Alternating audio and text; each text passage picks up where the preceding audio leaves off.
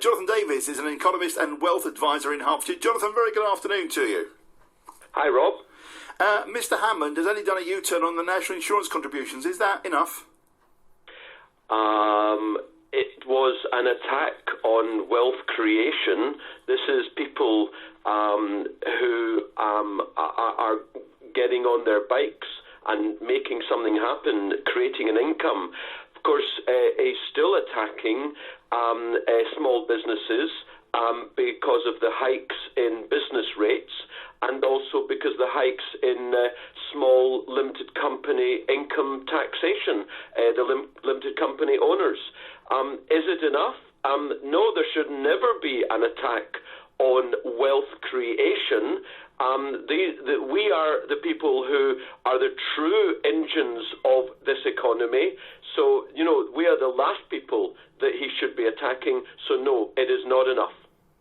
One of the overriding questions that's emerging this afternoon from listeners, Jonathan, is how is it the Chancellor of the Exchequer and his team at the Treasury and all the civil servants in preparing for the budget thought this was politically that they're sort of reneging on their manifesto pledge, that B, they thought it would work without anybody noticing, and now this embarrassing. Did no one spot this?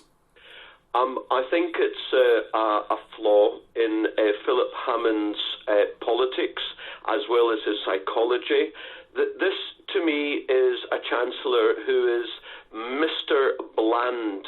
As far as I can tell, throughout his rise up the slippery slope, he's never had an independent thought in his career. And it seems to me that the civil servants told him that we've got to equalise taxation and national insurance.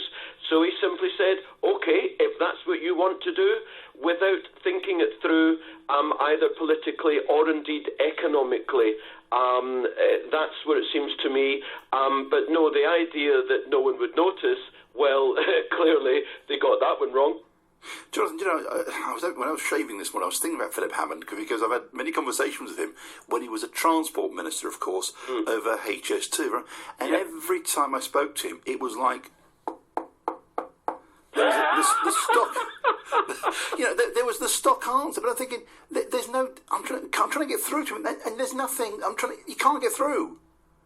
Well, I'll tell you something else. I have met Philip Hammond. I can remember distinctly. It was late 2006, which was a year before the biggest economic and financial collapse in history.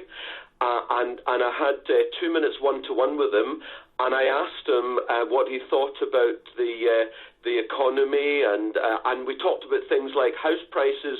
And the guy said to me, to my face, there has never been and there will never be a house price crash in the UK. Well, first of all, it was factually correct that there has never been a house price crash. And secondly, a year later, house prices fell 20-25%, and that was in the south of England, much more elsewhere. So he has no independent thought. He is a politician. He would dispute that, of course. Which do you dispute? No, he would dispute that.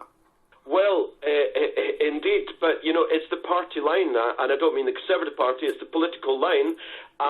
He has no independent thought. He is a pure politician. He will just do what his bosses, or indeed the people around him, tell him what to do.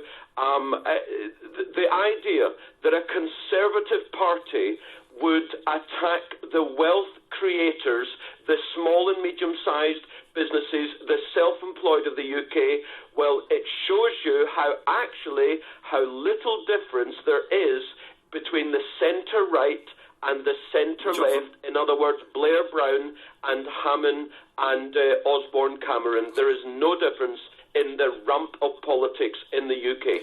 Very briefly, if I can ask you, because I'll take some travel news. He's going to be part of the team negotiating this deal from Brexit. You've got, obviously, Theresa May, Philip Hammond, David Davis, Liam Fox, Boris Johnson. Can we trust this lot to get a deal? Actually, I'm not 100% certain. Theresa's May 12-point plan, absolutely fantastic, but it hasn't happened yet.